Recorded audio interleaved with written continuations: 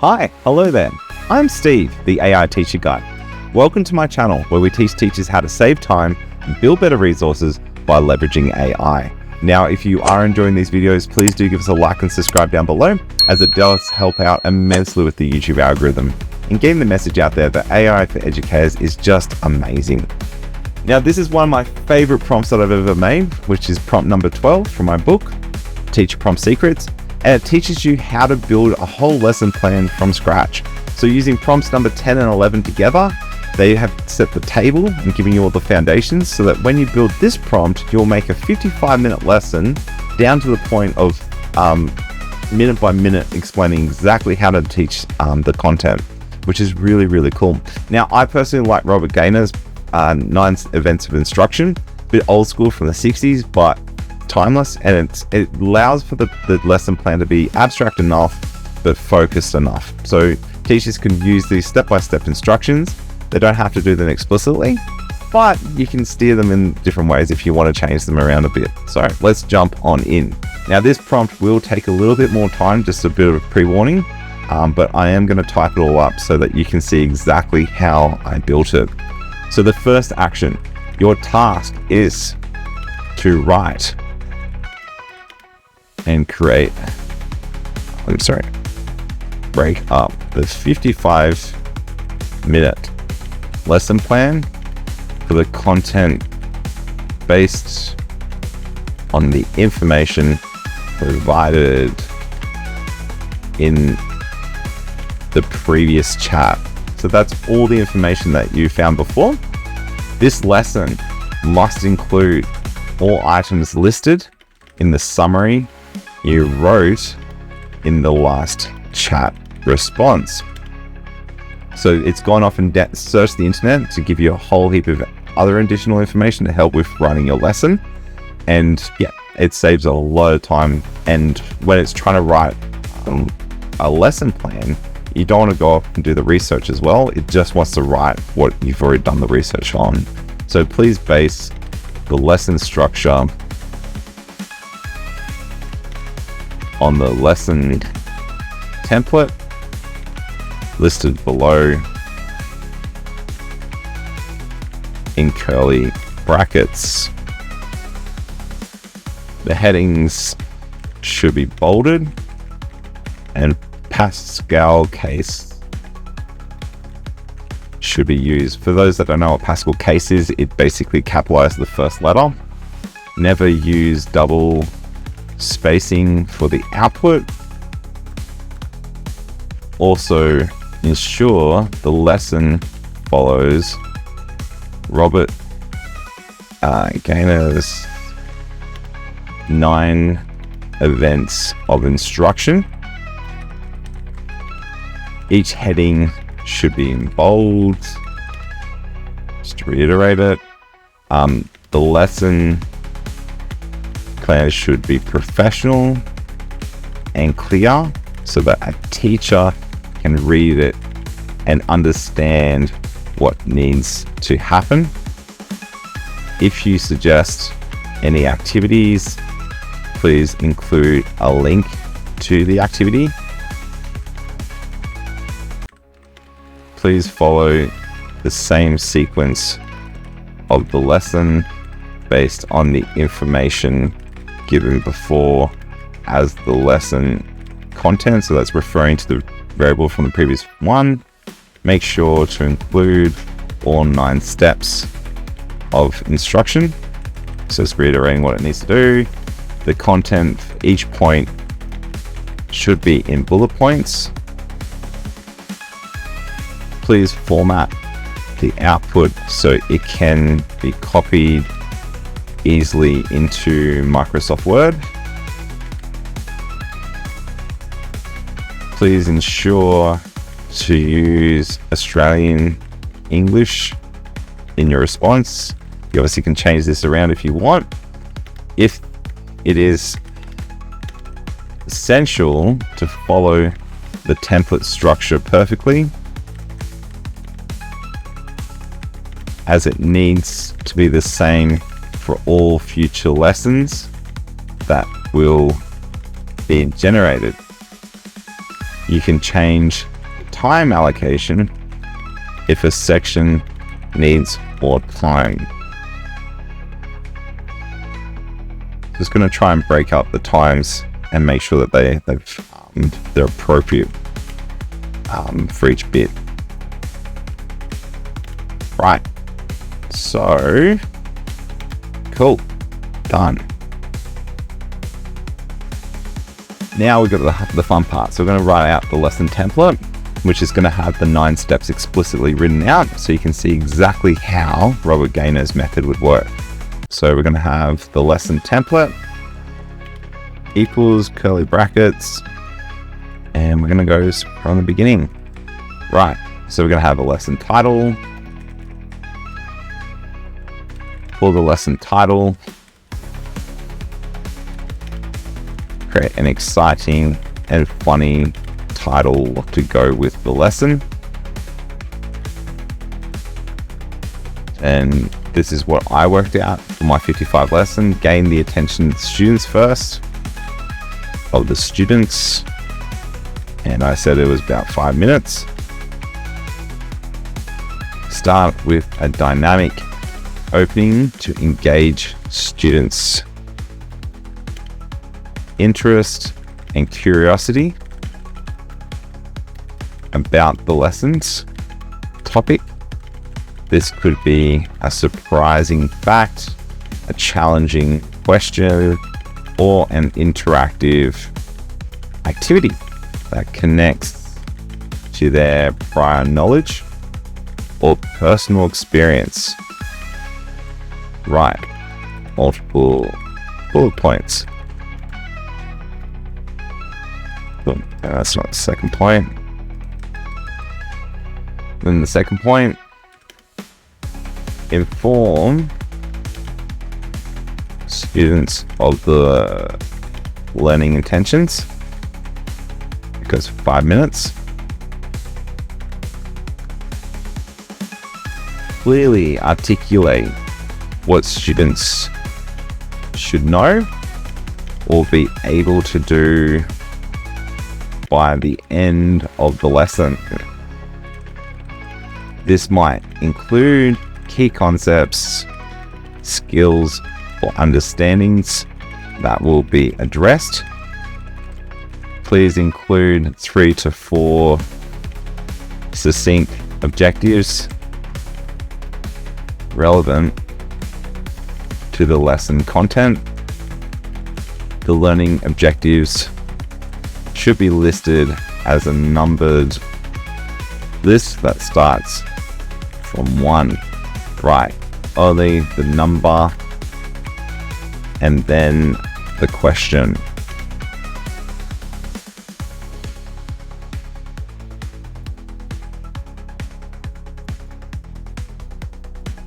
That's that bit done.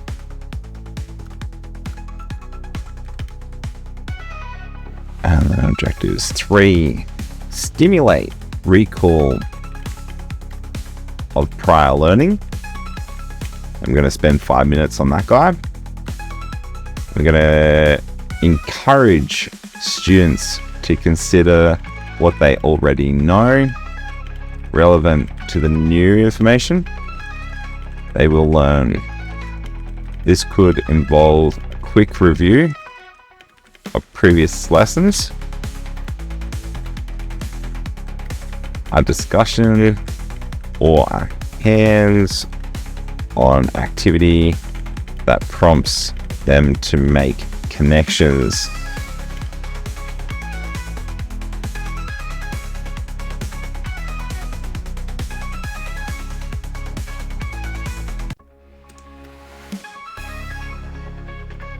Cool. So that's going to do the links. Then number 4, present the content. And by the way, when you're delivering this, it might not be exactly these numbers, but by having that sort of layout, it helps the teacher sort of picking up the lesson to go, oh, okay, this is what they're going to try and do. Introduce new concepts. And by the way, you can change this. So if you don't like Gagné's method, you can choose another one and just literally write up how you would structure that so that your lessons are perfectly in line. Procedures or skills using a method appropriate for the content and students' learning styles. This could involve direct instruction, multimedia, presentations, demonstrations, or storytelling.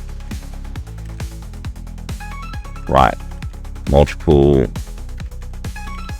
bullet points. Point 5, provide learning guidance.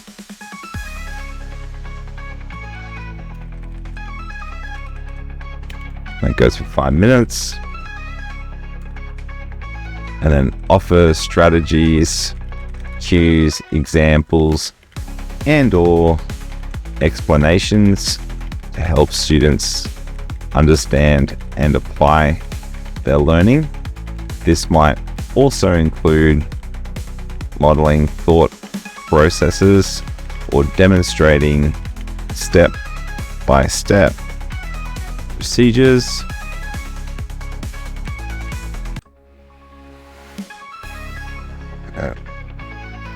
So that.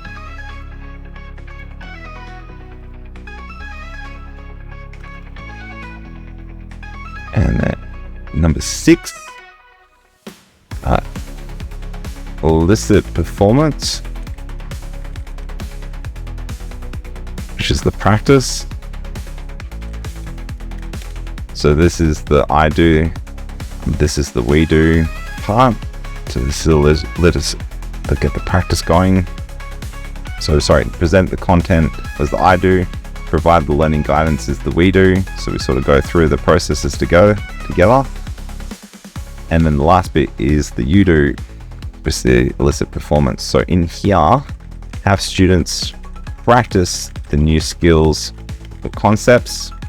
This can be done through individual or group activities, practice exercises, or simulations that allow students to apply what they've learned in a controlled setting. Cool. So that's the you do part. And again, this might extend out. So while you're doing this, you might be doing this as well, providing feedback. But the prompts that you get from this will help you try and work out, oh, well, while I'm doing the feedback, I can also be doing the performance and then walking around talking to the students about what things that they need to look for while they're doing this lesson. So give specific, immediate feedback on students' performance to reinforce successes and guide improvement. This should involve acknowledging correct responses and offering corrective support as needed. Make sure to provide suggestions for feedback ideas that are specifically for this lesson and are not generic. When describing what could go wrong, please be more specific. Write multiple bullet points.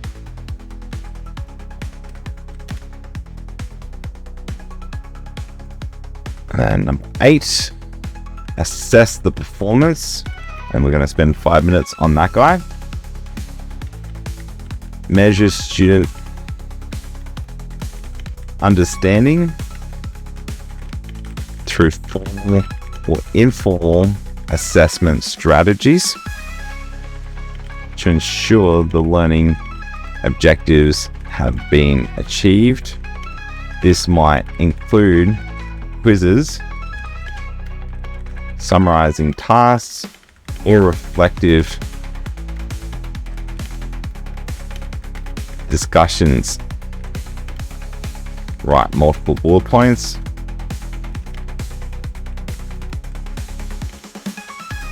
And then 9, we're going to go the last bit, which is basically say the homework and give them a bit of a summary at the end. Enhance retention and transfer for 5 minutes. Encourage students to apply the knowledge beyond the lesson through summary, reflection, discussions, or previewing how the information will be used in future lessons or real life scenarios. Make sure to provide 3 conclusion questions for students. The conclusion questions should be numbered and should start from 1. Use a numbered list to show the questions. Write only the number and then the question. Cool. Reflective. Apply the knowledge. How to be used in real life situations. Cool. So that's question. So that's all of the prompts there for Robert Gagné's 9 Steps to Instructional Teaching. Then we've got this part. So what we want to do, this lesson structure is designed to be flexible and can be adapted to suit any subject area or grade level. When preparing a specific lesson, teachers should research educational resources online that match their students' needs and the lesson's objectives, which is what we've done previously. They should seek out support and extension activities relevant to the topic. Ensure the instructions are detailed as possible while being concise. Do not be generic when creating the lesson. Now write the lesson based on the above template and content previously described by an expert teacher. Some activity ideas you can use in the lesson are listed below in curly brackets. Please select appropriate activities if they match the content.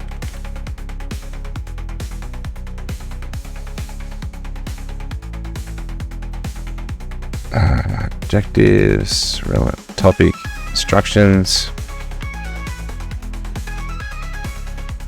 Whoa, had a bit of a doozy there.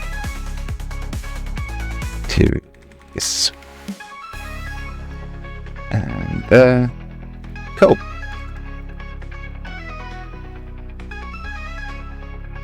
Now I'm just going to copy and paste this bit in because we're running out of time. So activity ideas. This is a whole heap of ideas that I came up with.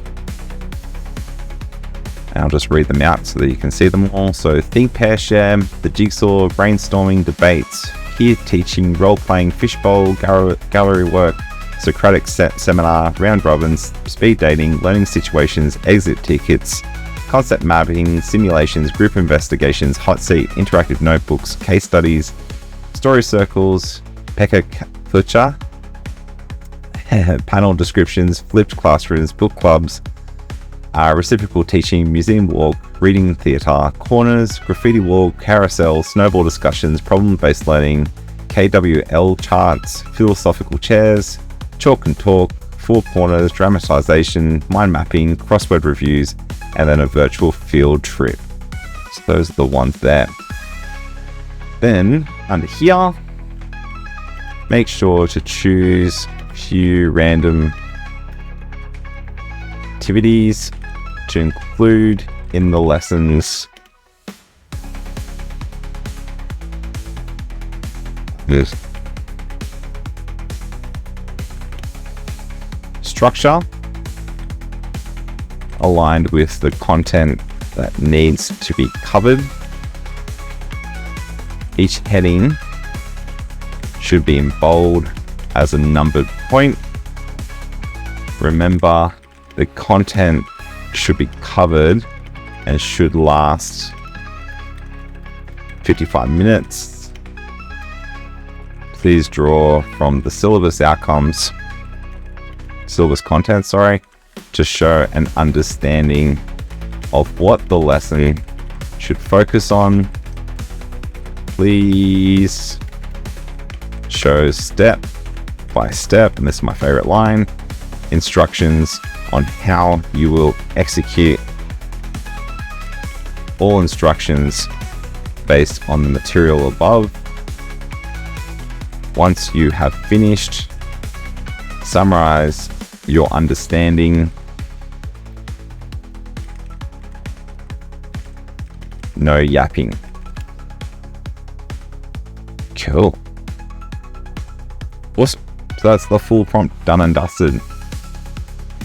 So, first step, we want to upload the subject master. So the subject master is going to be emulated computer scientist. We're then going to upload the additional syllabus, the syllabus points that we worked out before. So in this case, it's going to be computer technology, and it's focusing on programming with object-oriented programming.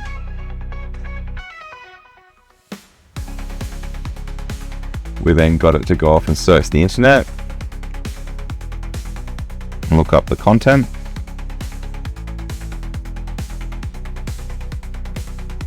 So you can also stop it from executing that task if you want. There's a whole heap of different ways that you can do this. So then now it's going to go off and find more internet resources that hopefully help with object-oriented programming. So it's understanding step by step, this is what it's going to try and do.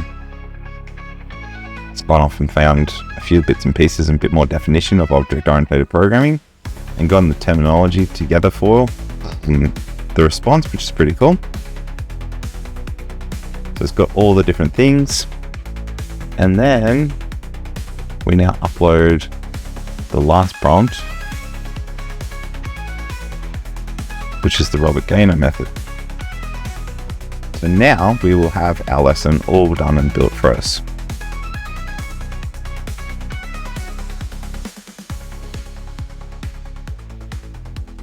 It's got some ideas there, which is pretty cool. And then it's got the strategies, the explicit performance, provide feedback, and then the assessment. And then now it's gained that. Awesome. And then the last bit, which is really cool, is Chat GPT. Great. Now export this lesson to Word. So now that you've built that whole lesson, you can now get it to export the whole thing into Microsoft Word. It will then take all those points and build you pretty reasonable version of the lesson that you've created. So all those bullet points with all the different pieces in the puzzle. So it's working out the paragraphs and then each point a line.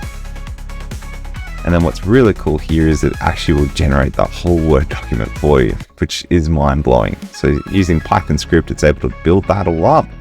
Here's my now Word document all good to go. Download that. And then there's my lesson. Has all the points all lined up, all good to go, which is pretty cool. So you can copy paste this into a teaching program. You could leave this for substitute teachers or relief teachers that they're popping in. There's some really, really cool stuff in here that will help someone if they had to pick up that lesson, at least have a starting point before they would go off and build it. Cool. So that's it from me. Hopefully you've enjoyed this video. That's how you can build a whole lesson from scratch, which is really, really cool using AI. And it's going to be linked into all the different concepts that you sort of need to cover inside of your syllabus. We've got a few more things to finish off for these individual lesson prompts, which we'll cover in the next couple of days. But yeah, if you have enjoyed this video, please do give us a like and subscribe down below, as it does help out immensely with that YouTube algorithm. And on the last Friday of every month at 6 p.m, I'll be hosting a live session here on YouTube where you can jump on, have any questions that you want answered about AI, and we can go through there. Awesome. So thanks again, and see you next time on the AI Teacher Guide. Adios.